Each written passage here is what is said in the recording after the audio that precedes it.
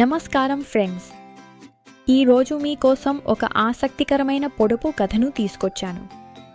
ఇది చాలా సింపుల్గా అనిపిస్తుంది, కానీ ఆలోచిస్తేనే ఆన్సర్ దొరుకుతుంది. రెడీనా? సరే, వినండి. నాకు ప్రాణం లేదు, కానీ మీరు ఏది చేస్తే అదే చేస్తాను. నాకు నోరు లేదు, కానీ ఎప్పుడూ నిజం మాత్రమే చెప్తాను. నన్ను కింద పడేస్తే మాత్రం ముక్కలవుతాను.